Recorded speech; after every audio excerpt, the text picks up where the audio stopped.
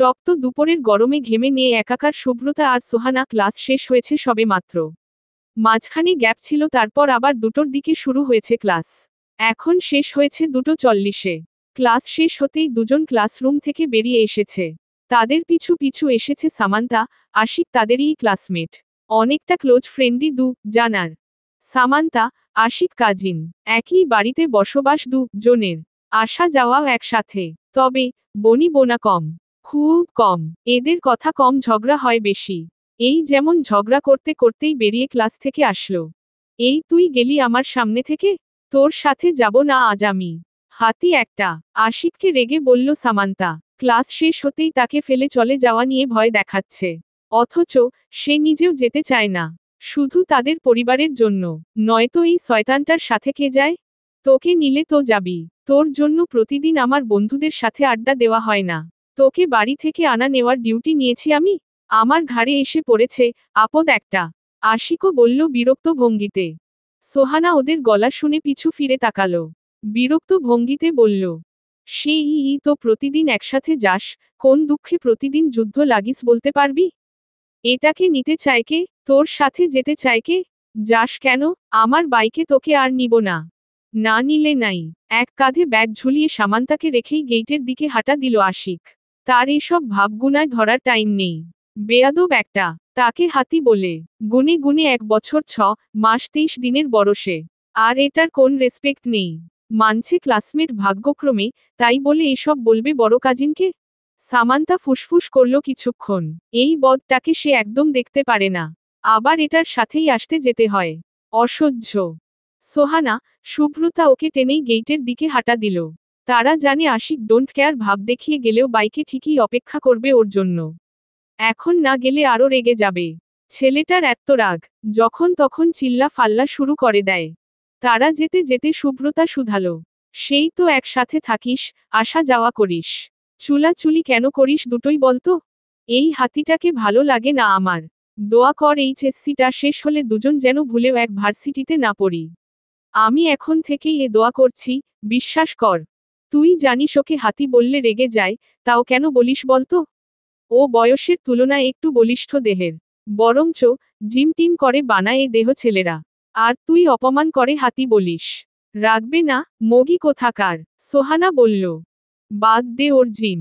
আমার থেকে 1 বছরের বড় শুধু, আর ভাব ধরে 50 বছরের বড়। এই কারণেই আরো ভালো লাগে না। উদ্ধৃতি চিহ্ন। ওর কথায় হতাশার শ্বাস ছাড়ল জন, দুটোই এক। কাউকেই বুঝানো যায় না। অবশ্য এরা নিজেরাই ঠিক হয়ে যায় আবার। তাই এত ভাববার কিছু নেই। তারা এগিয়ে গিয়ে দেখল, আশিক সাদেক বাইকে বসে আছে। কলেজে হাতে গোনা 2-4 জন ছেলে বাইক চালায়, এর মধ্যে আশিক সাদেক একজন। বাইক নিয়ে রঙ্গমঙ্গচের শেষ নেই। সামান্তা প্রথমেই গেল না সেদিকে। মিনিট 5 ব্যয় করল, ওর সাথে সুব্রতা সোহানাও দাঁড়িয়ে রইল। তারপর এগুলো বাইকের দিকে। আশিক তাকিয়ে অন্যদিকে। বাইকের পিছনে একজন মানবীর উঠে বসার অস্তিত্ব অনুভব করল। তবে পিছু ঘুরে তাকালো না।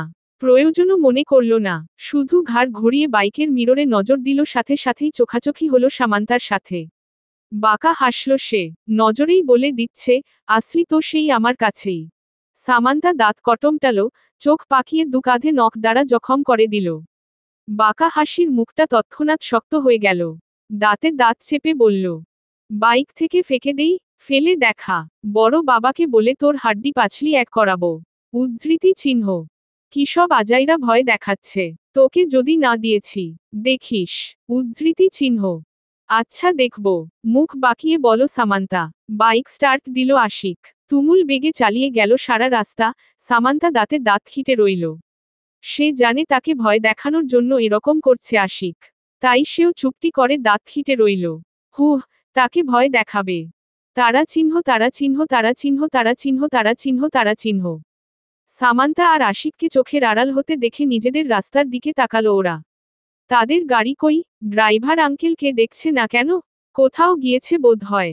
তারা একটু এদিক সেদিকে তাকিয়ে ভিতরের দিকে গিয়ে বসবে তার আগেই একটি গাড়ি এসে থামল তাদের সামনে। ভ্রু কুঁচকালো জন। গাড়ি থেকে বের হওয়া ব্যক্তিকে দেখে কুঁচকানো ভ্রুজোড়া আরও কুঁচকালো সোহানার। সুব্রতার দিকে তাকালো সে। সুব্রতা অনুভূতিহীন তাকিয়ে আছে। কি প্রতিক্রিয়া দিবে সে বুঝতে পারছে না। সেদিনকার ওই ওয়ার্ড মোমেন্টের পর এনাদের সামনে দাঁড়ানো অনেকটাই বিবৃতিকর তার জন্য। কিন্তু দাঁড়াতে তো হবেই। রায়হান গাড়ির দরজাটা আটকে এগিয়ে আসলো সুব্রতার দিকে। ওর সামনে দাঁড়িয়ে চোখে সানগ্লাসটা খুলে বলল, কি ব্যাপার সুব্রতা, কথা বলা যাবে তো তোমার সাথে? নাকি কাজিন হিসেবে সে রাইটও নেই? উদ্ধৃতি চিহ্ন। সুব্রতা বেশ লজ্জায় পড়ল। বড় ভাই হয় তার, সম্পর্ক ততটা মাখো মাখো না হলেও গুরুজন তো। সে তাও ওসবে গেল না, বরং রায়হানের প্রশ্ন ডিঙিয়ে জিজ্ঞেস করল, মা কেমন আছে ভাইয়া? মা, এর রাগ কি কিছুটা কমেছে ভাইয়া? রাগ পড়ার মতো কিছু করেছ তুমি? আমি ভেবেছিলাম তুমি যাবে ফুপিকে দেখতে। বাট সুব্রতার খুব খারাপ লাগলো। সে কিভাবে যেত? কেউ যদি কিছু মনে করত? সে ভেবে রেখেছে বাবা আসলে বাবার সাথে যাবে মা এর কাছে। তখন কেউ আর কিছু ভাবতে পারবে না। সে মিনমিনিয়ে বলল, যেতাম ভাইয়া। উদ্ধৃতি চিহ্ন। জানি ফুপির শরীরটা তেমন একটা ভালো না। জেদ ধরে খাওয়া দাওয়া ও ঠিক মতো করছে না। তোমার কলেজের সামনে দিয়ে যাচ্ছি ভাবলাম জানিয়ে যাই, এই আর কি। উদ্ধৃতি চিহ্ন। সুব্রতা মুহূর্তেই অস্থির হয়ে গেল। যতই হোক মা তো হো। সে উদ্বিগ্ন হয়ে জিজ্ঞেস করল, কি হয়েছে মা এর? বেশি শরীর খারাপ? রায়হান সুব্রতার চেহারার উদ্বিগ্নতা দেখে মনে মনে বাঁকা হাসল। তার ফুপি রিমা খান অসুস্থ কিছুটা, কিন্তু ততটাও না। কিন্তু জেদ ধরে আছে, স্বাভাবিক। খান বংশের মেয়ে বলে কথা। রাগ জেদ সবই 16 আনায় ভরপুর। আর তার বাবা তো বাবাই। তালুকদারদের 14 গোষ্ঠী উদ্ধার করছে দিন রাত দাঁতে দাঁত চেপে। সে অবশ্য রেহাই দিচ্ছে না। এই তালুকদাররা বেশ বার বেড়েছে। তার ফুপির জন্য কিচ্ছু বলা হয় না। কিন্তু এখন তো সব এলোমেলো, একটা ঝটকা লাগানোই যায়। আর এর শুরু এই বোকা মেয়েটাকে দিয়েই করাবে সে। মেয়েটা তার পছন্দের ছিল, কিন্তু তালুকদারদের মতোই হেড লিস্টে চলে গেল। আফসোস, আফসোস, আর আফসোস। সোহানা ভ্রু গুটিয়ে তাকিয়ে আছে রায়হানের দিকে। ভদ্রলোকটাকে তার ভালো লাগে না এখন। সেদিন তার ভাইকে পুলিশে দিবে বলেছিল। কত সাহস! এরপর থেকেই তার চোখের বালি হয়েছে এ লোক। সে খানিকটা এগিয়ে গিয়ে সুব্রতার সাথে মিলে দাঁড়িয়ে বলল, আমরা সকলে মিলে যাব ছোট মা এর কাছে। ছোমা কে আমরাও ভালোবাসি। টেনশন হয় ওনার জন্য আমাদেরও। এভাবে বলার কিছু নেই। উদ্ধৃতি চিহ্ন। হ্যাঁ, সে তো দেখলামই তোমাদের খোঁজ খবর নেওয়া। আমরা সকলেই ছোট মা এর সাথে যোগাযোগ করার চেষ্টা করেছি। কিন্তু ছোট মা কারো ফোন ধরেনি। উদ্ধৃতি চিহ্ন। খান বাড়িটা নিশ্চয়ই খুব দূরে না। এই তো ঘন্টা খানিকের রাস্তা। উদ্ধৃতি চিহ্ন। সোহানা এই যাত্রায় চুপ করে গেল ভোতা মুখে। এই লোক সব কথা আগে থেকেই রেডি করে এসেছে বোধ হয়। কেমন টপাটপ বলে যাচ্ছে সব। রায়হান ঘড়িতে সময় দেখল। নিজেকে ব্যস্ততার চরমে নিয়ে গিয়ে বলল, বাসায় যাব, ফ্রেশ হয়ে দেন আবার মিটিং আছে একটা ছেলেদের সাথে। আমি আসছি। সুব্রতা আমতা আমতা করল। তাও ডাকলো রায়হানকে। ভাইয়া। হ্যাঁ, কিছু বলবে? উদ্ধৃতি চিহ্ন। মা, এর শরীরটা কি বেশি খারাপ? উদ্ধৃতি চিহ্ন। তেমনই বলা যায় অনেকটা। উদ্ধৃতি চিহ্ন। সুব্রতা অসহায় চোখে তাকালো সোহানার দিকে। তার মনটা কেমন যেন করছে। সে সোহানাকে আস্তে করে বলল, তুই নয়তো ড্রাইভার আঙ্কেলের সাথে চলে যা। আমি ভাইয়ার সাথে গিয়ে মা কে দেখে আসি। ভাইয়া আপনি আবার আসার সময় আমায় আমাদের বাড়ির সামনে নামিয়ে দিয়েন হে। রায়হান মনে মনে পৈশাচিক ভাবে হাসল। সে এটাই চেয়েছে। কিন্তু সোহানা মানল না। সে বলল, তোর একা যেতে হবে না। সন্ধ্যায় আমরা সকলে একসাথেই যাব ছোট মা এর কাছে। এখন চল বাসায় যাই। রায়হান বিরক্ত হল সোহানার উপর। মেয়েটা তো বাগড়া দেওয়ার কারিগর। সে তবুও রয় বলল, সুব্রতা যেহেতু ও ফুপিকে এখন দেখতে যেতে চাচ্ছে ও না হয় যাক। তোমরা সন্ধ্যায় গেলে ওকে সাথে করে নিয়ে এসো। বা আমিও দিয়ে যেতে পারবো। আমরা খান কথা রাখতে জানি। ও আদা দিয়ে ভঙ্গ করা আমাদের ধাঁচে নেই। উদ্ধৃতি চিহ্ন। সুব্রতা টানায় পড়ল বেশ। কি করবে বুঝতে পারছে না। এভাবে কাউকে না বলে গেলেও, বিশেষ করে মেহরাত ভাইকে না বলে গেলে খুব রেগে যেতে পারে। তাই সেও চুপ করে রইল কিক্ষণ। আচ্ছা, দেখো তোমার যা ভালো মনে হয়। আমার লেট হচ্ছে। ফুপিকেও গিয়ে দেখতে হবে কি হাল অবস্থা। সুব্রতার আবারও মা এর জন্য মন নরম হয়ে এলো। ভিতরটা কেমন মুচড়ে উঠল। সেদিন সকলের সামনে মা কে অবজ্ঞা করেছে। আজও মা এর অসুস্থতার কথা শুনে না গেলে সেই বা পাষাণদের থেকে ভালো হলো কিভাবে? আগে যাক, পরে না হয় মেহরাত ভাইকে বুঝিয়ে বলে দেখবে। সে দোনমনো করেই সোহানা থেকে বিদায় নিয়ে আল্লাহর নাম জপতে জপতে রায়হানের সাথে গাড়িতে গিয়ে উঠে বসল। সোহানাকে বলল, বড় মা মেঝো মা কে বলে সন্ধ্যায় তারা ও যেতে, তখন সে চলে আসবে। মেহরাত ভাইকেও এখন কিছু জানাতে না করে দিল। সুব্রতাদের গাড়ি চলে গেল চোখের সামনে দিয়ে। সোহানার কেন যেন এটা একটুও ভালো লাগলো না। এর মাঝে আবার কি কি হয় কে জানে। সে ঘাড় ঘুরিয়ে দেখল তাদের গাড়িটা আসছে। তাদের ড্রাইভার আঙ্কেল আসতেই সেও গাড়িতে উঠে বসল।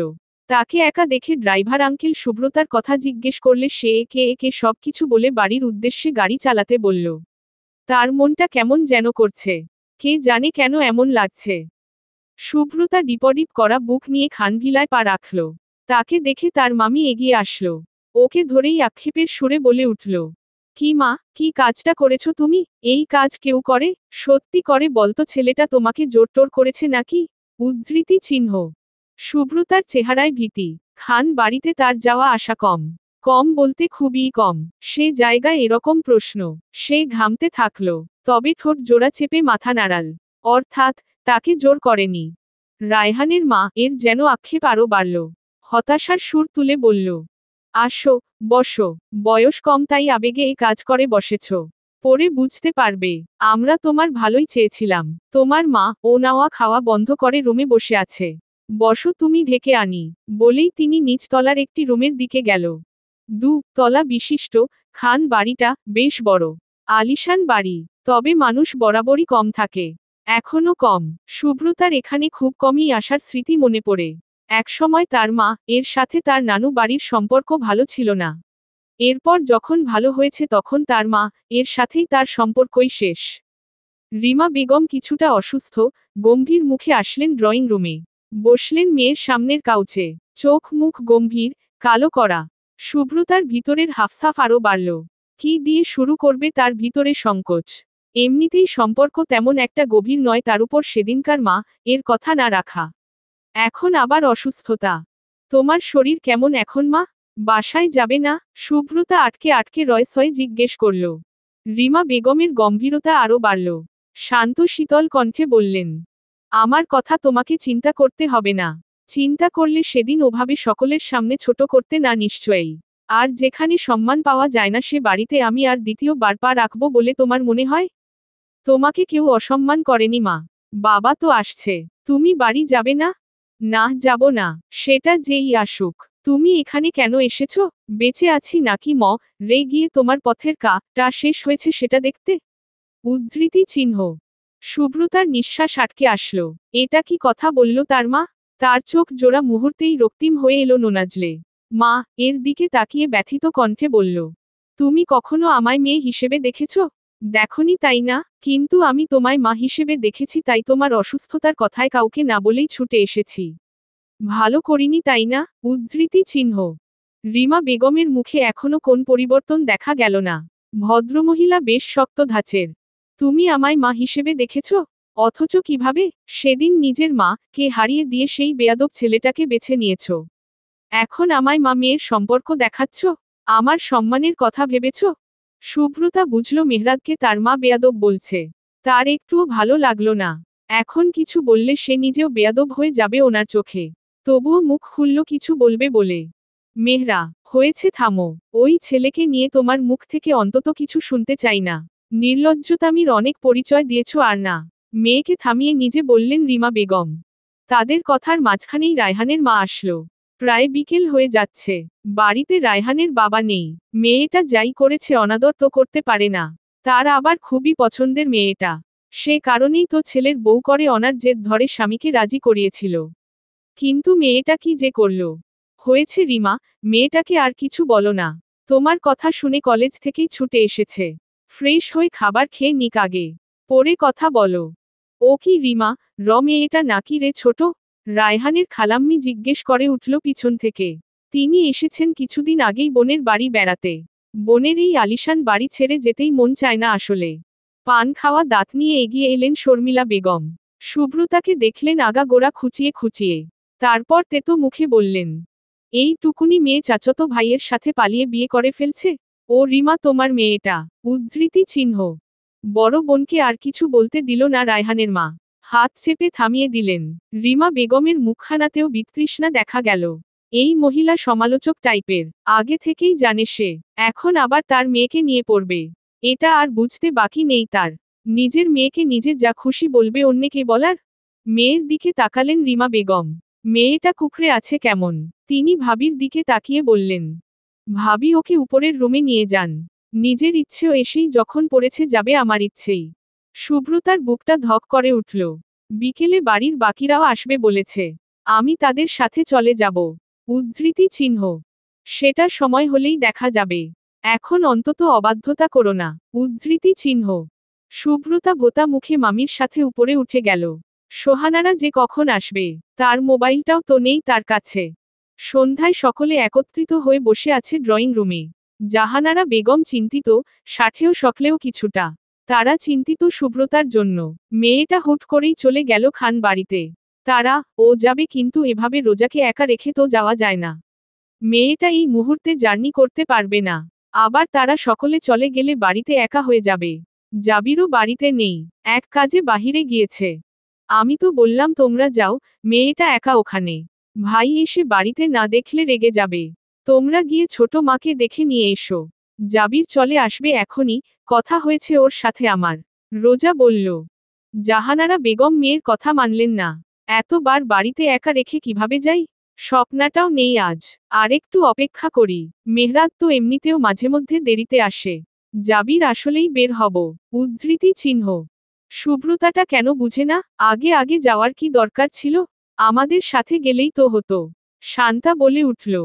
ও কি বেশি বড় হয়ে গিয়েছে শান্তা? ওর বয়সটাই বাকি। এই বয়সে এত বিবেক খাটিয়ে কাজ হয় না বুঝলি? তার উপর নিজের জন্মদাত্রী মা, সেখানে মনের দিকটা বেশি টানবে এটাই স্বাভাবিক। জাহানারা বেগম বললেন শান্তার উদ্দেশ্যে। আমি তো ওর কথা ভেবেই বলছিলাম বড় মা। ভাইয়া যদি রেগে যায়? ওকেও বুঝতে হবে, মেয়েটা কিভাবে বড় হয়েছে। সারা বছর মা, এর থেকে দূরে থেকে মা, এর বিপদে অসুখে ওর বেশি খারাপ লাগবে এটা স্বাভাবিক। সব সময় রাগলেই হয় না। ও অন্য সবের মতো এত বুঝদার স্ট্রং নয়। এমনটা মেনেই ওকে আগলে রাখতে হবে। আজ জাহানারা বেগমের কথার পিছে কেউ কিছু বলল না। এর মধ্যেই কলিং বেলটা বেজে উঠল। সকলে ভাবল জাবির বোধ হয়। সোহানা উপরে উঠে গেল, সে পুরোপুরি রেডি যাওয়ার জন্য, শুধু হিজাবটা করে চলে আসবে। জাবির ভাই যেহেতু এসেছে এখনই রওনা দিয়ে দিবে সকলে। সুরাইয়া বেগম দরজা খুলে দেখলেন, জাবির নয় মেহরাত দাঁড়িয়ে। আজ এত তাড়াতাড়ি বাড়ি? তিনি অবাক হয়েই পিছনে তাকালেন। সকলের একই রিয়েকশন। তিনি নিজেকে সামলে সরে দাঁড়ালেন দরজা থেকে। ক্লান্ত পরিশ্রান্ত চেহারা নিয়ে বাসায় ড্রয়িং রুমে পা রাখল মেহরাত। গলার টাই, কোট সব আগে থেকেই খুলে হাতে নেওয়া। তখন এত কিছু বললেও ছেলেকে দেখে জাহানারা বেগমও কিছুটা থতমত খেয়ে গেলেন। ছেলেটাকে ঠিক লাগছে না এমনিতেই। আবার এটা জানলে কি কুরুক্ষেত্র লাগায় কে জানে। মা এক কাপ কফি পাঠাও তো রুমে। মাথাটা প্রচণ্ড ব্যথা করছে আজ। আর সুব্রতাকে দিয়ে বামটা পাঠাও। উপরের দিকে পা বাড়াতে বাড়াতে বলল মেহরাদ। বিচলিত হলেন জাহানারা বেগম। ছেলেটাকে অন্য কোন কিছু কাবু না করলেও এ মাথা ব্যথা ঠিক কাবু করে ফেলে। মাথা ব্যথাটা ইদানিং বেশি হচ্ছে ওর। বেশি প্রেশার নিচ্ছে নাকি ছেলেটা? তিনি বিচলিত কণ্ঠে জিজ্ঞেস করলেন। কি হয়েছে বাবা? বেশি মাথা ব্যথা নাকি? আজ চলেও আসলি তাড়াতাড়ি। উদ্ধৃতি চিহ্ন। সিঁড়ির কাছটায় দাঁড়ালো মেহরাদ। মা, এর দিকে তাকালো। অসহ্য ব্যথায় কপালের নীল রগগুলো ধোপাত করছে। হঠাৎই ব্যথার কারণ কি? একটু হচ্ছে। কফি পাঠাও আর বামটা নিয়ে আসতে বলো। শাওয়ার নিয়ে দেখি একটু ঠিক হয় কি না। উদ্ধৃতি চিহ্ন। তুই যা, আমি নিয়ে আসছি। তিনি বলতে বলতেই উপর থেকে সোহানা চেঁচিয়ে বলতে বলতে আসছে। বড় মা এবার চলো। আর দেরি করো না। সুব্রতা হয়তো অপেক্ষা করছে আমাদের জন্য। মেয়েটার কাছে মোবাইলটাও নেই, ফোন দিয়ে জানাবো যে ভাইয়া আসার আগেই চলে আসবো। অনর্গল বলতে থাকা কথাগুলো গলায় আটকে গেল সোহানার। মেহরাদকে দেখে চরম অবাকে বাকহারা হয়ে গেল মেয়েটা। এ কাকে দেখছে সে? মেহরাদ ভাই এই টাইমে এদিকে? সকলের মাথায় হাত। কি জবাব দেবে এবার? মেহরাদ সোহানার থেকে চোখ সরিয়ে মা এর দিকে তাকালো ভ্রু কুঁচকে।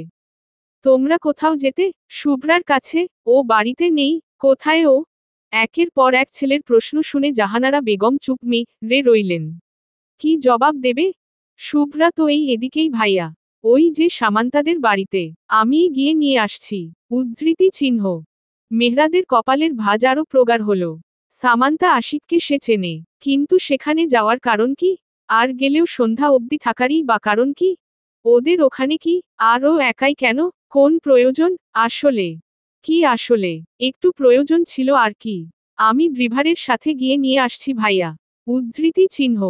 উহু, তোকে আর রাত্র করে বের হতে হবে না। আমি নিয়ে আসছি। আবারও ঘুরে দরজার দিকে পা বাড়াতে চাইল মেহরাদ। সকলের ভিতরে ভয়েরা টগবগ করে উঠল। আতকে উঠল জাহানারা বেগম। কোন কিছু না ভেবেই অস্ফুট স্বরে বলে উঠলেন, এই অবস্থায় ওখানে যাবে কেন? ও নেই ওখানে। সুব্রতা ওর মা কে দেখতে গিয়েছে খান বাড়িতে। মেহরাদের পদযুগল চকচক করা ফ্লোরে আটকে গেল। বেশ সেকেন্ড সময় লাগলো তার মা এর উক্ত বাক্যটুকু বুঝতে। তার মনে হলো ভুল শুনেছে সে। সুব্রতা খান বাড়িতে, তাও তাকে না জানিয়েই। স্থির পদযুগল ঘুরিয়ে মা এর দিকে তাকালো মেহরাদ। ছেলের তাকানোয় খানিক প্রশ্ন দেখল জাহানারা বেগম। নিজে থেকেই আবারও বলে উঠল, কলেজ থেকে ফেরার পথে গিয়েছে ওই বাড়িতে। ছোট শরীরটা নাকি ভালো না দেখতে। আমরাও যাব, ওকে দেখে আসব। সুব্রতাকেও নিয়ে আসব। উদ্ধৃতি চিহ্ন। মেহরাদ শান্ত স্থির হয়ে শুনল সবটা। কোন অভিব্যক্তি বুঝা গেল না। ব্যথায় ধোপাত করা কপাকের রগগুলো এবার ফুটে উঠেছে দৃশ্যমান রূপে। এক হাতের মুঠোয় কোটটা চেপে ধরল শক্ত হাতে। আরেক হাতে কপালের নীল রোগটা চুলকে শুধালো। কার সাথে গিয়েছে? হিমশীতল কণ্ঠ শুনে জাহানারা বেগম তৎক্ষণাৎ কোন জবাব দিতে পারল না। মেহরাদ এবার তাকালো সোহানার দিকে।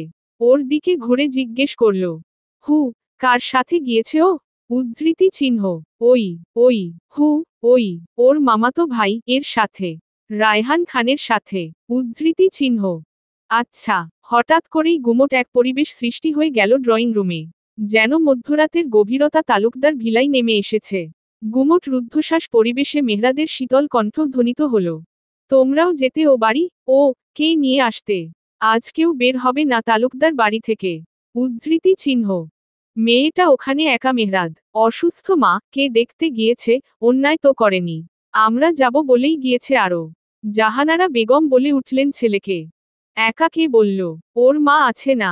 অসুস্থ মা কে দেখতে গিয়েছে তো গিয়েছে, একটু সেবা করুক। উদ্ধৃতি চিহ্ন। আমরা যেতাম ছোট কে দেখতে। এখন যেতে পারবে না। মানে কেউই যেতে পারবে না। এর বেশি একটা কথাও বলবো না মা। থাকুক আদরের মা এর কাছে। উদ্ধৃতি চিহ্ন। তুই জেদ করছিস মেহরাদ। মা এর কাছে যেতে পারবে না? কে বলল পারবে না? পেরেছে দেখে তো ওখানে। আবার গিয়েছেও তো মা এর ঠিক করা পুরনো বাগদত্তার সাথে। ভালো। উদ্ধৃতি চিহ্ন। ওর ভাই ও হয় মেহরাদ। উদ্ধৃতি চিহ্ন। হোক। মেহরাদের একগুঁয়ে জবাব। সকলে স্তম্ভিত। কি করবে এখন বুঝে আসছে না তাদের। অসহ্য রকমের মাথা ব্যথা রাগ সব মিলিয়ে মেহরাদের মুখশ্রী রক্তিম। তবে ভাবভঙ্গি খুবই ঠান্ডা। সে সেভাবেই উপরে চলে আসলো। আসতে আসতে আরেকবার ওয়ার্ন করে আসলো সকলকে, কেউ যেন না যায় আজও বাড়ি। ঘড়ির কাঁটায় প্রায় 12টা বেজে যাচ্ছে। মেহরাদ সেই যে রুমে এসে দরজা লক করেছে তা আর খুলেনি শত ডাকেও। জাহানারা বেগর দরজার কাছেই আহাজারি করে গিয়েছেন কত। ছেলেটা মাথা ব্যথার মলমটাও নিল না। এ ব্যথা কিভাবে সহ্য করছে? রুমে ঢুকে একাধারে শাওয়ার ছেড়ে দাঁড়িয়ে আছে মেহরাদ। চুল বেয়ে টপাটপ পানি পড়ছে। অনাধারে ঝাড়ছে ফোঁটা ফোঁটা পানিগুলো। প্রচণ্ড মাথা যন্ত্রণা, হৃদয়ের অস্থিরতা সব মিলিয়ে মেহরাদ নিশ্চল হয়ে আছে। সন্ধ্যা থেকে শাওয়ারের নিচে ভিজেছে। চোখ দুটো রক্তিম হয়ে আছে। মাথায় বারবার একই কথা ঘুরছে। ওই রায়হানের সাথে গিয়েছে। শুভ্রা বাড়ি নেই, তার কাছে নেই। তাকে না জানিয়েই চলে গিয়েছে। উদ্ধৃতি চিহ্ন। আত্মার রন্ধ্রে রন্ধ্রে মিশে আছিস তারপরও কিভাবে চলে যেতে পারিস বারবার? আমার আত্মার সাথে এমন ভাবে মিশে আছিস যেন জান, তাও কিভাবে পারিস? আমার এই জান তো আগে থেকেই কোরবান। তুই চাইলে মানা করতাম, ওই ছেলেটার সাথে কেন গেলি? তাও না জানিয়ে। এগুলো মুহূর্তেই ছন্নছাড়া করে তুলছে মেহরাদকে। রুমের অবস্থাও তেমন একটা ভালো না, পরনের ভেজা টাওয়াল দূরে ছুঁড়ে ফেলল মেহরাদ। গায়ে প্যান্ট সহ একটা টি শার্ট জড়িয়ে নিল। তারপর দরজা খুলে বের হয়ে গেল বাড়ি ছেড়ে। শুভ্রাকে ছাড়া বাড়িটাই যেন বিষাক্ত ঠেকেছে। এই মেয়েটাকে না দেখে থাকাটা তার মন মানে না। মেয়েটা কিভাবে পারল তাকে না জানিয়ে যেতে? কিভাবে? তারা চিহ্ন তারা চিহ্ন তারা চিহ্ন তারা চিহ্ন তারা চিহ্ন তারা চিহ্ন তারা চিহ্ন। শুভ্রতা পাইচারি করছে রুম জুড়ে। অস্থিরতায় তার বেচেইন লাগছে। তার বাড়ি থেকে আজ কেউ আসেনি। সে নিয়েও তাচ্ছিল্য করেছে তার মা। সেটা করুক, কিন্তু বড় মা রা কেন আসলো না? সে কোনভাবেই যোগাযোগ করতে পারল না তাদের সাথে। মেহরাদ ভাই নিশ্চয়ই জেনে গিয়েছে সে নেই বাড়িতে। রেগে গিয়েছে নাকি বুঝবে তাকে। সেও তো সন্তান, অসুস্থ মা, এর জন্য খারাপ লাগবে না। তার মা কে আসলেই কিছুটা অসুস্থ দেখায়। তবে ততটা না যতটা রায়হান ভাই বলেছে। সন্ধ্যার পর আর তার সাথে তেমন কথা হয়নি। সে বের হয়নি রুম ছেড়ে। তার মা এসেছিল, দুটো কথা শুনিয়ে গেল। মামি এসে খাবার দিয়ে গিয়েছিল নিচে যায়নি বলে। অস্থির সুব্রতা বেকনিতে চলে আসলো দরজা খুলে। সেখানেই ঘুরঘুর শুরু করল। বিশাল বড় খান বাড়ির চারদিকে বাউন্ডারি করা। রাস্তার পাশেই বাড়িটি অবস্থিত। সে তলায় বিধায় বাউন্ডারি টপকে রাস্তাতেও নজর গেল আনমনে। রাস্তার ধারে ল্যাম্পপোস্টের আলোয় একটি পরিচিত গাড়ি নজরে আসলো। সুব্রতা কিতপল স্থির হয়ে দাঁড়িয়ে রইল। সে যা ভাবছে এটা কি সত্যি? রুমে এসে ঘড়িতে সময় দেখে নিল সুব্রতা, প্রায় 12:30টার কাছাকাছি। কখন এতটা বেজে গিয়েছে সে বুঝতেও পারেনি। মোবাইল নেই কাছে, সময়েরও গুরুত্ব ছিল না। চিন্তায় বিভোর ছিল। আবারও দৌড়ে বারান্দায় গিয়ে দেখল গাড়িটা এখনো আছে। খুশিতে কান্না করতে ইচ্ছে হলো সুব্রতার। মেহরাদ ভাই এসেছে। মেহরাদ গাড়ির ভিতরে থেকেই সুব্রতার ছটফটানি দেখল স্থির চোখে। নির্ঘুম চোখ দুটো এই মেয়েটাকে শত দেখেও ক্লান্ত হয় না। তার মনে হয় না সে কখনো ভেবেছিল তার শুভ্রাকে দেখতে বাড়ির সামনে এত রাতে কখনো ছুটে আসতে হবে। সে যে না দেখে থাকতে পারে না মেয়েটাকে। সে খুব বাজে ভাবে আটকে গিয়েছে এই মেয়েটার মধ্যে। মেয়েটা যদি তার এই আটকে যাওয়াকে গুরুত্ব দিত। 1 ঘন্টার রাস্তা আধ ঘন্টা এসেছে উন্মাদের মতো গাড়ি চালিয়ে। মেয়েটাকে এক পলক দেখতে এসেছে পর থেকেই খোলা দরজা দিয়ে দেখছে ঘরময় পাইচারি করছে। মেহরাদের মনে হলো শুভ্রার এই অস্থিরতা তার ভিতরের অস্থিরতার 10 ভাগের 1 ভাগ। তার ভিতরটা এর থেকেও বেশি। সেটা কি মেয়েটা বুঝেছিল? ও কখনো বুঝে না কেন তাকে? বয়স কম বলে, নাকি তার ফিলিংসের গুরুত্ব নেই ওর কাছে? জ্বরের ঘোরে উন্মাদ মেহরাদ একের পর এক পয়েন্ট তাক করেই যাচ্ছে সুব্রতার উপর। তার মাথা ঠিক নেই। এত সময় শাওয়ারে ভিজা, মাথা ব্যথা সব মিলিয়ে জ্বরহানা দিয়েছে অস্থিরতা ভরা দেহটায়। তবে সে সবে পাত্তা নেই তার। মেয়েটাকে দেখা চাই সবার আগে, বাদ বাকি পড়ে। এত সব কিছুর মধ্যেও সুব্রতার প্রতি রাগটা যেন চক্রাকারে বেড়ে যাচ্ছে। মেয়েটা কখনোই তাকে গুরুত্ব দেয় না, কখনো না। সুব্রতা এক ছুটে তলার সিঁড়ি বেয়ে সদর দরজা খুলে বের হয়ে গেল। গভীর রাত হওয়ায় কেউই জেগে নেই। বাড়ির সামনে লাইট ঝালানো একটা। সেই লাইটের আলোয় বড় গেটটার দিকে এগিয়ে গেল সে দৌড়ে। গেটে তালা দেওয়া দেখে সুব্রতার এবার সত্যি সত্যিই কান্না পেল। সে কিভাবে যাবে এখন মেহরাদ ভাইয়ের কাছে? সে শতভাগ নিশ্চিত এটা মেহরাদ ভাই।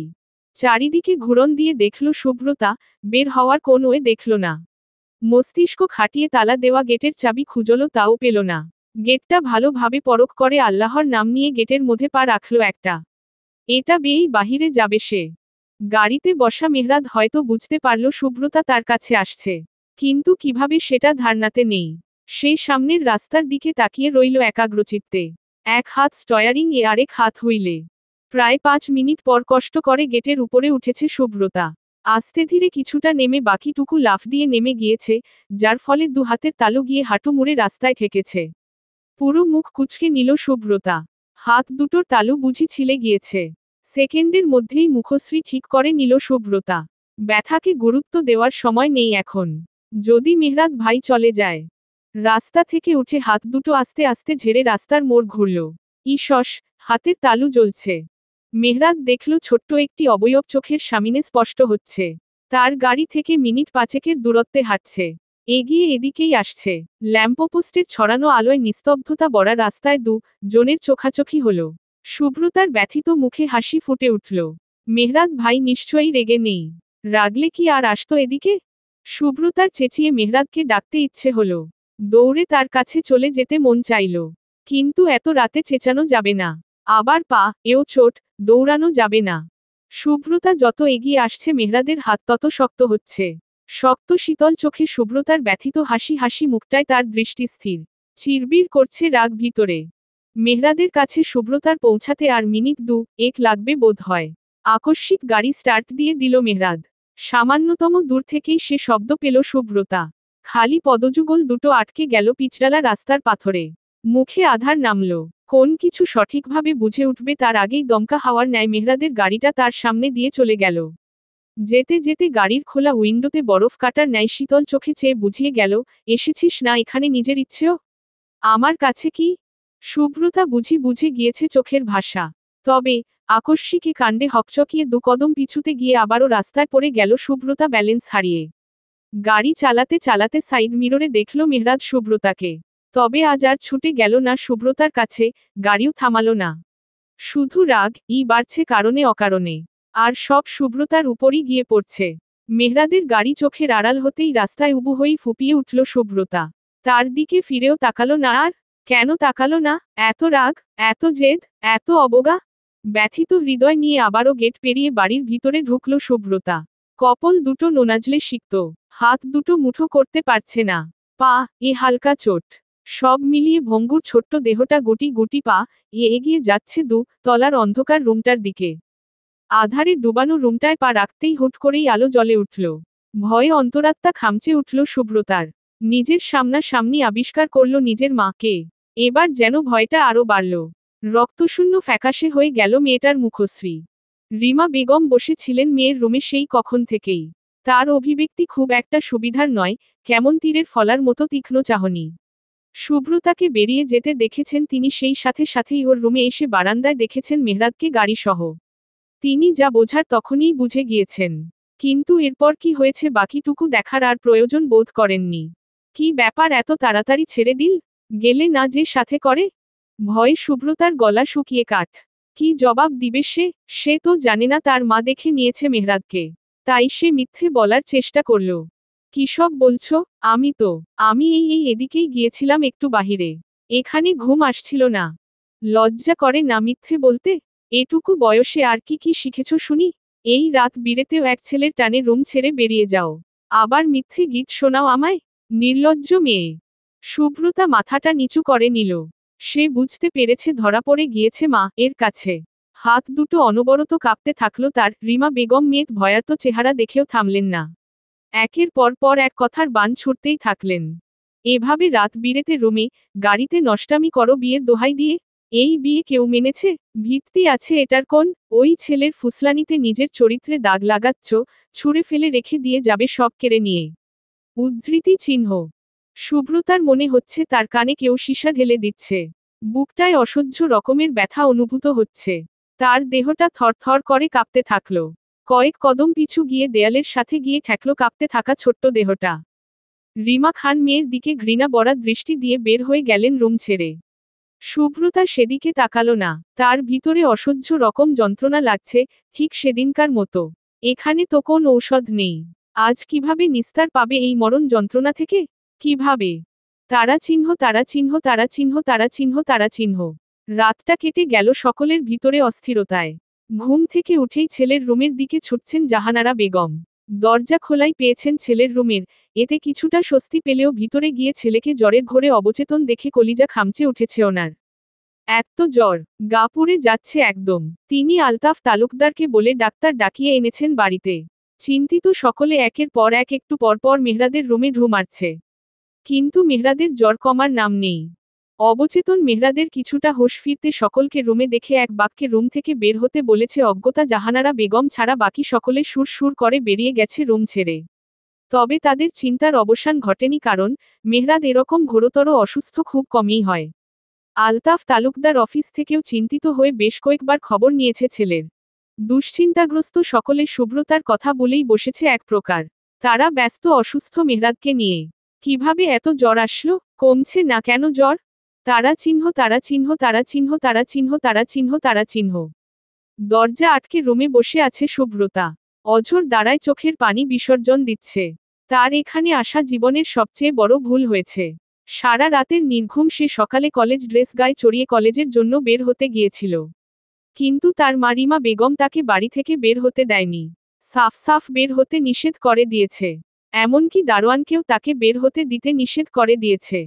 মানুষ কত টক্সিক হয়! সুব্রতা যত দিন যাচ্ছে ততই নিজের মানুষদের প্রতি আস্থা হারাচ্ছে, যেন নতুন করে চিনছে তাদের।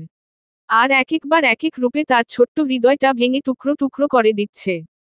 গতকাল মেহরাদ ভাই তাকে ফেলে চলে গেল। একটু কথাও বলল না। রাতে মা কতগুলো বাজে কথা শোনালো। আজ শর্মিলা আন্টি কত কটু কথা শোনালো। নিজের মা ঘর বন্দি করে দিল। আর কতবার কত রকমে সকলে তার হৃদয়টাকে ক্ষতবিক্ষত করবে। মানছে, সে বুঝে কম। বিবেক থেকে বেশি আবেগ দিয়ে কাজ করে। তাই বলে কি তাকে বুঝে তার মতো আগলে নেওয়া যায় না। সে যাবে কার কাছে? সারা রাত নির্ঘুম শুভ্রতা কাঁদতে কাঁদতে সেভাবেই ঘুমিয়ে গেল। তার আর জানা হলো না তার মেহরাত ভাই তার বিরহে জ্বরে পড়ছে। তার সাথে অভিমান করে সেও ভালো নেই। কখনো থাকতেই পারে না। তারা চিহ্ন তারা চিহ্ন তারা চিহ্ন তারা চিহ্ন তারা চিহ্ন তারা চিহ্ন। শুভ্রতার যখন ঘুম ভাঙল তখন দুপুর পেরিয়ে গেছে। বিকেলের পূর্বাভাস পাওয়া যাচ্ছে। সূর্য হেলে পড়বে পড়বে ভাব। শুভ্রতার গালে অশ্রুর দাগ পড়ে আছে। মাথাটা ঝিমঝিম করছে। গা এ এখনো কলেজ ড্রেস। শুভ্রতা শোয়া থেকে উঠে ওয়াশরুমে গেল। আজও বুঝি এখানেই আটকে পড়ে থাকতে হবে। আজও বুঝি বাড়ি যাওয়া হবে না। নিরাশ শুভ্রতা শাওয়ার নিয়ে এসে দরজা খুলে নিচের দিকে পা বাড়ালো। তখন রাগ করে নিজেই দরজা আটকে বসেছিল।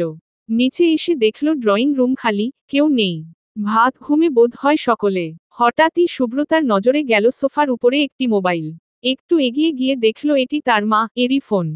শুভ্রতার বুকটা আচমকাই ডিপডিপ শুরু করল। মনে মনে ভাবতে থাকলো মোবাইলটা ঠিক কিভাবে ব্যবহার করা যায়। কাকে কল দেওয়া যায় এখান থেকে উদ্ধার হতে। মেহরাত ছাড়া কারণ আমিই আসলো না তার মাথায় প্রথম। এদিক সেদিকে তাকিয়ে পা বাড়িয়ে মোবাইলটা হাতে তুলে নিল শুভ্রতা। ঠোঁটস্থ, মুখস্থ, অন্তঃস্থ নাম্বারটা হরহর করে টাইপ করে ডায়াল করল। কিন্তু কোন রেসপন্স পেল না। ধুরু ধুরু বুক নিয়ে শুভ্রতা বার কয়েকই কল দিল কিন্তু তাকে হতাশার চরমে পৌঁছে দিয়ে মেহরাত ভাই কল রিসিভ করল না। আর করবেই বা কি করে? সে যে এখনো জ্বরের ঘোরে পড়ে আছে। শুভ্রতা তো আর তা জানে না। এরকম চোরের মতো কাজ করা তার জীবনে প্রথম। মনে ভয় কখন নাকে এসে পড়ে। যদি দেখে নেয়। কপালের চিকন ঘামটুকু মুছে শুভ্রতা নতুন একটি নাম্বার তুলল এবার। এবার রিং হওয়ার কিছুক্ষণ পর রিসিভ হলো। ওপাশ থেকে ভেসে এলো শান্তার কণ্ঠ। আসসালামু আলাইকুম ছোট চাচি। উদ্ধৃতি চিহ্ন। আপু আমি শুভ্রতা। উদ্ধৃতি চিহ্ন। ওহহ গড, শুভ্রতা, কি খবর তোর? ভাইয়ের অসুস্থতায় তোর কথা বলেই বসেছি আমরা। উদ্ধৃতি চিহ্ন। শুভ্রতার অস্থিরতা যেন আরো বাড়ল। ভাইয়ের অসুস্থতা? কোন ভাইয়ের? সে নিজের বিষয়ে বলতে ভুলে অস্থির হয়ে জিজ্ঞেস করল। কার কি হয়েছে আপু? কার কথা বলছো? মেহরাত ভাই খুব অসুস্থ রে। ভীষণ জ্বর, কমছেই। আর বলা হলো না শান্তার ওপাশ থেকে কেটে গিয়েছে লাইন। ভ্রু কুচকে মোবাইলের দিকে তাকালো। কলটা কেটে গেল কেন? তবে সে নিচে গিয়ে বড় মা কে শুভ্রতার কথা জানালো। মেয়েটার কথা সকলেই ভুলে বসেছিল প্রায়। রিমা বেগম শক্ত চোখে তাকিয়ে আছে মেয়ের দিকে। তার হাতের মুঠোয় আপাতত তার ফোনটা পিষ্ট হচ্ছে। শুভ্রতা তার মা এর শক্ত চোখ মুখকে গুরুত্ব দিল না আজ। অস্থির হয়ে বলল, মেহরাত ভাইয়ের নাকি শরীর ভালো না। আমি বাসায় যাব। আমাকে যেতে দাও। ফোনটা দাও ওদের বলি বাড়ি থেকে গাড়ি পাঠাতে। কেন তুমি ডাক্তার? গিয়ে চিকিৎসা করবে ওর? ডাক্তার না হই। আমি যাব মেহরাত ভাইয়ের কাছে। কোথাও যাবে না তুমি। এখন এই মুহূর্তে রুমে যাবে তুমি। আমি বাড়ি যাব। উদ্ধৃতি চিহ্ন। এটাও তো বাড়ি। উদ্ধৃতি চিহ্ন। এটা বাড়ি কিন্তু আমার না। এখানে কেউ নেই আমার। উদ্ধৃতি চিহ্ন। আমরা কে তাহলে? তোমরাও কেউ না। নামের সম্পর্ক শুধু সব আপন হলে এরকম করতে পারতে? বড় বড় কথা বলছো? থাপ্পড় খাবে বেয়াদব মেয়ে। উদ্ধৃতি চিহ্ন। আমি বাড়িতে যাব। উদ্ধৃতি চিহ্ন। চুপ পপ। ধমকে উঠল রিমা বেগম। এ যাত্রায় চোখের জল ছেড়ে দিল শুভ্রতা। ওই ছেলে একটা বেয়াদব, সাথে তোমাকেও বানাচ্ছে বেয়াদব। নির্লজ্জের মতো এই চোখের জল ফেলা বন্ধ করো। আমি যেতে দিব না ও বাড়ি তোমায়। এসেছ নিজের ইচ্ছেও যাবে আমার ইচ্ছেও। বলেই তিনি চলে আসলেন সেখান থেকে। দারোয়ানকে তো আগেই নিষেধ করে দিয়েছে বের হতে দিতে। তাই তিনি নিশ্চিন্তে মোবাইল সাথে করে নিয়ে চলে গেলেন। শুভ্রতা মা নিষেধ মানল না। নিজের রুমেও গেল না। সদর দরজা দিয়ে বের হয়ে এলো। গেটের কাছে গেলে দারোয়ান বারবার ফিরিয়ে দিল।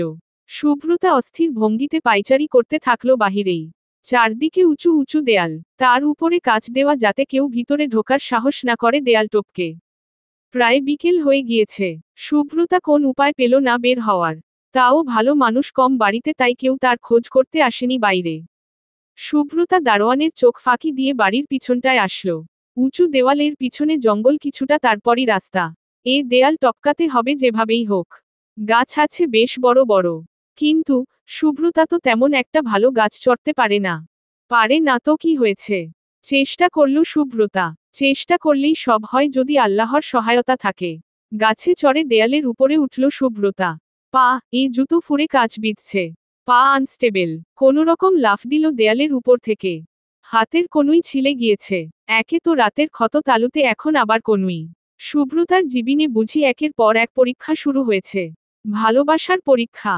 কিছু পড়ার শব্দে দারোয়ান পিছনের দিক এসে দেখে গেলেন কিন্তু আশানুরূপ কিছুই দেখলেন না। আবার চলে গেলেন গেটের কাছে। তার কল্পনার বাইরে কেউ এই উঁচু দেওয়াল টপকে বের হবে। তারা চিহ্ন তারা চিহ্ন তারা চিহ্ন তারা চিহ্ন তারা চিহ্ন তারা চিহ্ন। প্রায় 10 মিনিট হেঁটে মেইন রাস্তায় এসে উঠল সুব্রতা। রাস্তায় এসে তার মনে পড়ল তার হাতে টাকা নেই। 1 টাকাও না। সে কিভাবে যাবে এখন? তার কলেজ ব্যাগে টাকা। টাকার জন্য কি আবার সে বাসায় যাবে? অসম্ভব।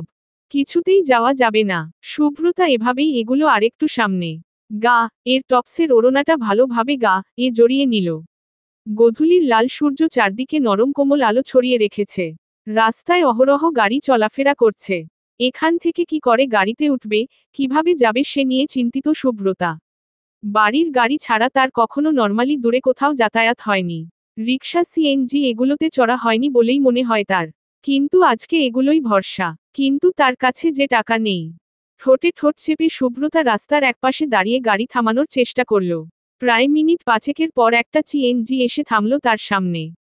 পুরো খালি সিএনজি। সুব্রতা এগিয়ে গিয়ে আস্তে করে শুধালো, আমাকে তারা চিহ্ন তারা চিহ্ন তারা চিহ্ন তারা চিহ্ন তারা চিহ্ন এই জায়গায় নামিয়ে দিতে পারবেন প্লিজ?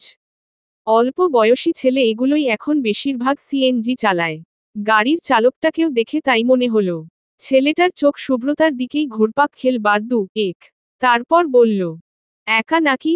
বাড়ি থেকে পালায় আইছেন নাকি আপা? সুব্রতা এদিক সেদিকে মাথা নাড়িয়ে না বোঝালো। তারপর বলল, একাই। তবে পালাইনি। বাড়িতেই যাচ্ছি। সন্ধ্যা হয়ে যাচ্ছে, যাবেন আপনি আমায় নিয়ে? ডাবল ভাড়া দিব, প্লিজ নিয়ে যান। উদ্ধৃতি চিহ্ন। ছেলেটা রাজি হয়ে গেল। আর কিছুই না জিজ্ঞেস করে গাড়িতে উঠে বসতে বলল। এবার ডাবল ভাড়ার জন্যই নাকি সুন্দরী মেয়ের জন্য নিতে রাজি হলো কে জানে। আমার কাছে টাকা নেই ভাইয়া।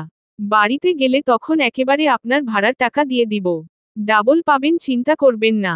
শুধু তাড়াতাড়ি নিয়ে যাবেন প্লিজ। গাড়িতে উঠে বসতে বসতে বলল সুব্রতা। গাড়ির ফ্রন্ট মিররে ছেলেটা সুব্রতার দিকে কেমন চোখে তাকিয়ে রইল। এ দৃষ্টি ভিন্ন। এরকম দৃষ্টি সুব্রতা তার জীবনে দেখেছে কি না সন্দেহ। পরিবারের ছত্রছায়ায় বড় হওয়া মেয়েটা রাস্তার মানুষরূপী হিংস্র জন্তু জানোয়ারদের চিনবে না এটাই স্বাভাবিক। কিন্তু এ জানোয়ারদের থেকে সুব্রতাকে কে রক্ষা করবে? কিভাবে বাঁচবে মেয়েটা? কে বাঁচাবে? বিকেল হতে তালুকদার বাড়ির গাড়িটা এসে ঢুকল খান বাড়ির গেট দিয়ে। গাড়ি থেকে শান্তা আর সুরাইয়া বেগম বের হলেন। তারা এসেছেন সুব্রতাকে নিয়ে যেতে আর বাকি সকলে বাড়িতেই। চেয়েও তারা আসতে পারেনি। মেহরাদের শরীরের জ্বর কমার নামই নিচ্ছে না। সন্ধ্যার পর পর্যন্ত দেখবে তারপর হসপিটালাইজ করতে হতে পারে বলে তাদের আশঙ্কা। তাদের দেখে রায়হানের মা কিছুটা ব্যতিব্যস্ত হতে দেখা গেল। রিমা বেগম কিছুটা গম্ভীর মুখেই কুশল বিনিময় করলেন। এদের আসার কারণ সে আন্দাজ করে ফেলেছে তাই চেহারার অবস্থা ভালো না।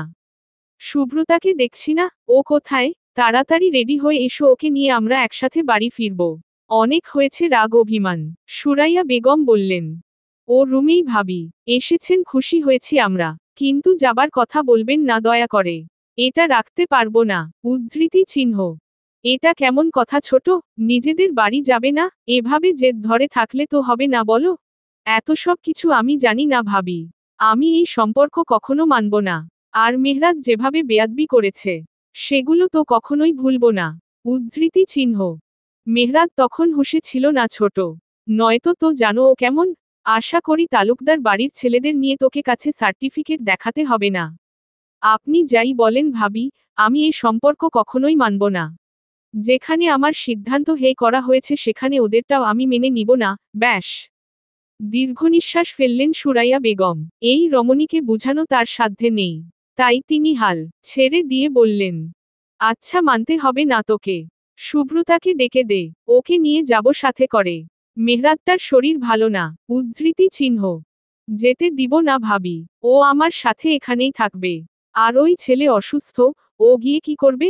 উদ্ধৃতি চিহ্ন। এসব কেমন কথা ছোট? সম্পর্কের মধ্যে বিবাদ তৈরি করছিস কেন? ওই ছেলে কি? আমরা তালুকদার বাড়ির ছেলে মেয়েদের কখনো নজর করে দেখিনি।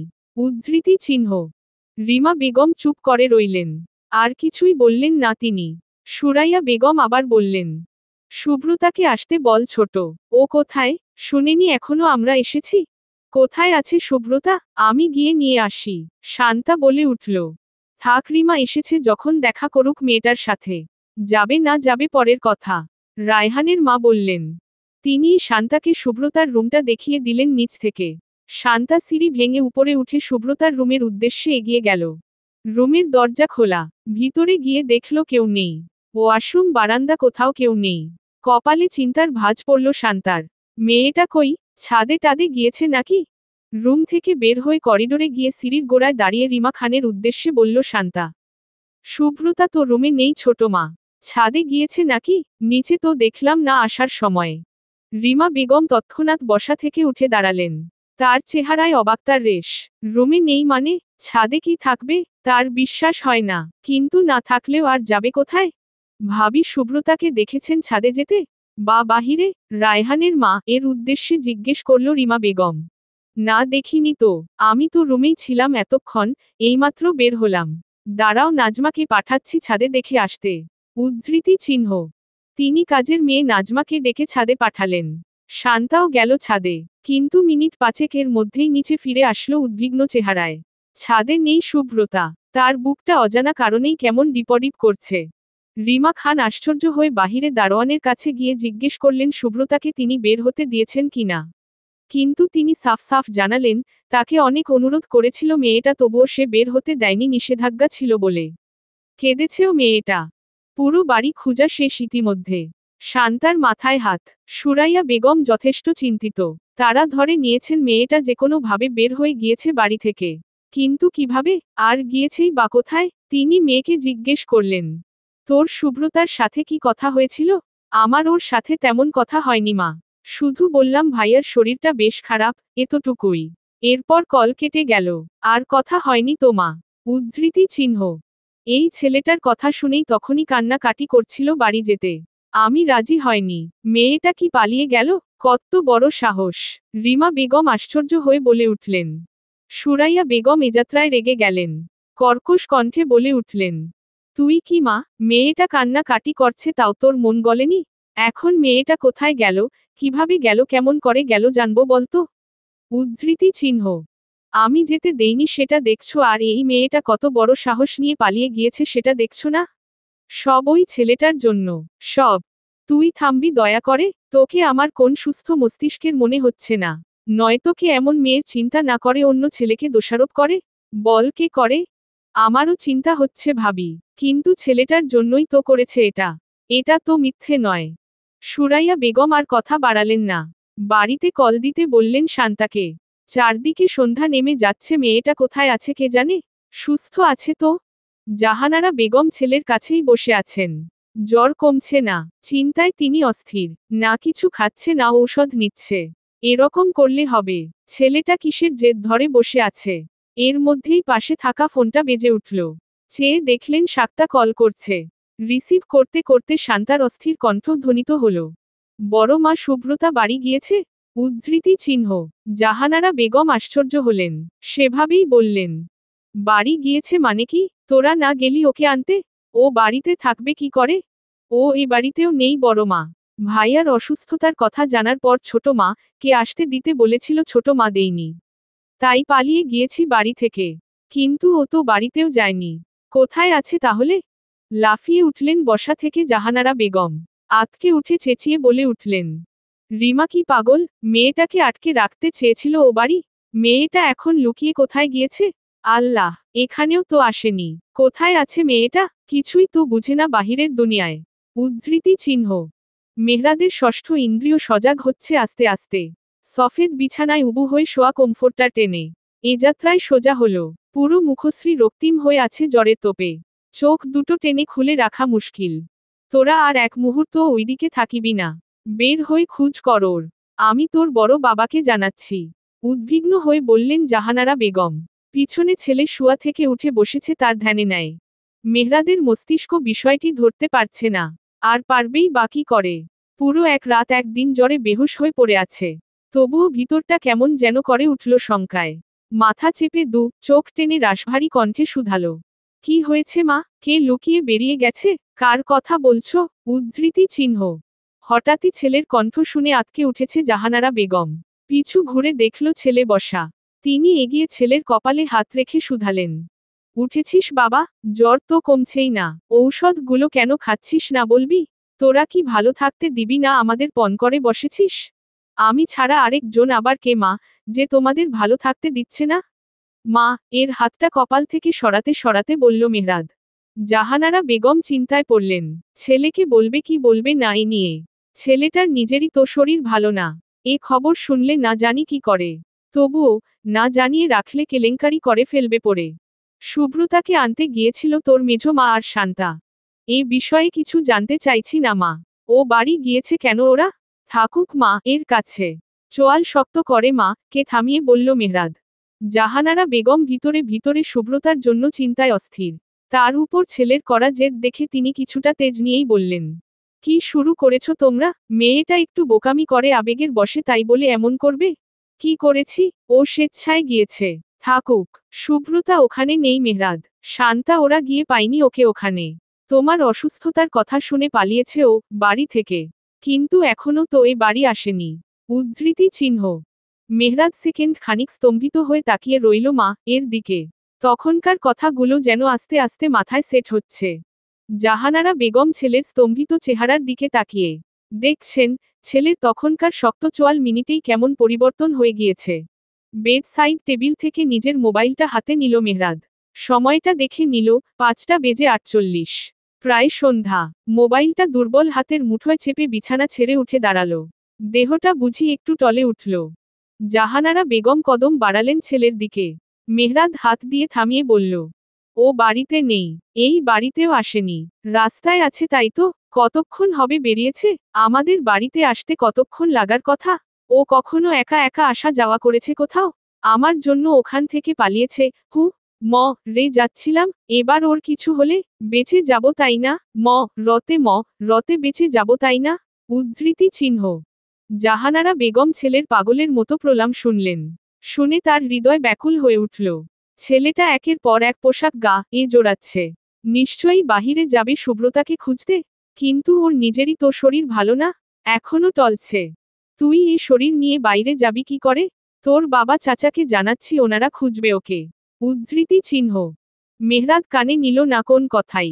নিজের মতো অসার দেহটা টেনে কোয়ানে ব্লুটুথ গুজে শার্ট ছড়িয়ে তারপর একটা হাইকোট ঝুলিয়ে গাড়ির চাবি নিয়ে রুম ছেড়ে বের হতে হতে বলল। মৃত্যুর মুখে দাঁড়িয়ে থাকলেও আমি ওর জন্য পুরো দুনিয়া উল্ট পালট করে যাব। এটা তো সামান্য জ্বর। উদ্ধৃতি চিহ্ন। জাহানারা বেগম ছেলের পিছু পিছু সদর দরজা পর্যন্ত গেলেন। দেখলেন, ছেলে বেরিয়ে যাচ্ছে অসুস্থ শরীর নিয়ে গাড়ি দিয়ে। একে একে সকলেই জেনে গেল সুব্রতার কথা। ওর অপেক্ষায় সকলে অস্থির।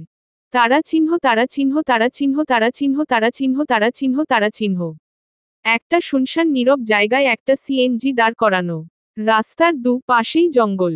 মাগরিবের আজান পড়ছে হয়তো চারদিকে। কিন্তু আওয়াজ অস্পষ্ট। সিএনজির পিছনের সিটে দুরু বুক নিয়ে বসে আছে সুব্রতা। তার মন মস্তিষ্ক বারবার রেড অ্যালার্ট জারি করছে। সেই নিশ্চিতে জায়গাটা তার জন্য নতুন। এরকম জায়গায় আগে পড়ে কখনো এসেছে কি না সন্দেহ। ড্রাইভারটা বলল গাড়ি চলছে না, তাই থামাচ্ছে। কিন্তু থামানোর নাম করে কিছুটা দূরত্বে গিয়ে মোবাইলে কি যেন করছে। আশেপাশে মানুষজন নেই। জায়গাটা অপরিচিত, মানুষ অপরিচিত। সে বিপদে পড়েছে বুঝতে পেরে তার শরীর হিম হয়ে এলো। রক্ত সঞ্চালন যেন বন্ধ হয়ে যাওয়ার উপায়। ড্রাইভারটা গাড়িতে তাকিয়ে দেখল সুব্রতা এখনো ডেবডেব চোখে তাকিয়ে তার দিকে। মনে এক নিকৃষ্ট ছক এঁকেছে। আঙুলের সাহায্য টাইপ করল। Taratari I might take Amy Otgarakji. Tura asal ek saith asterisk asterisk asterisk asterisk asterisk nuya zabe. এগিয়ে গেল সুব্রতার দিকে। গিয়ে বলল, ভয় পাবেন না আপামনি। এই রাস্তা দিয়ে গেলে তাড়াতাড়ি হবে। একটু অপেক্ষা করুন, গাড়ি ঠিক করার লোক আসছে। সুব্রতা হ্যাঁ না কিছু বলল না। শুধু দোয়া পড়ছে মনে মনে। আল্লাহকে ডাকছে। একজন মেয়ের সম্মান খোয়ানোর চেয়ে মৃত্যু অধিক সহজ। তার মৃত্যু হোক, কিন্তু নিজের সম্বলটুকু নিয়ে যেন রতে পারে। গাল বেয়ে অশ্রু ঝরা শুরু করল সুব্রতার। সন্ধ্যার অন্ধকারে ছেলেটা তা দেখল না। সে আবারও কিছুটা দূরে গিয়ে দাঁড়িয়েছে মোবাইল হাতে নিয়ে। শুভ্রতার হাত দুটো অনবরত কাঁপতে থাকলো, তার সাথে কি হতে পারে তা কল্পনা করে। একটা মেয়ে কতটা অসহায় নিজের বাড়ি ছাড়া এ রাস্তাঘাটে তা আজ হাড়ে হাড়ে বুঝছে। এখনকার মানুষ যে পশুর থেকেও নিকৃষ্ট তাও বুঝল। কি অশ্লীল ভাষায় ছেলেটা তাকে নিয়ে কথা বলছে ফোনে। শুভ্রতা তার কাঁপতে থাকা পা দুটোকে অস্থির ভঙ্গিতে নাড়িয়ে লাফ দিয়ে সিএনজি টা থেকে নেমে গেল। তারপর বিপরীত দিকে ছুটল সর্বোচ্চ গতিতে। পিছনে থাকা ড্রাইভারটা হৈ হৈ করে উঠল। অশ্রাব্য ভাষায় গালি দিয়ে শুভ্রতার পিছু পিছু ছুটল। পিছনের দিকে তাকালো না শুভ্রতা, তাকালেই মৃত্যু। প্রাণপণে ছুটতে লাগলো রাস্তা ধরে। চলবে।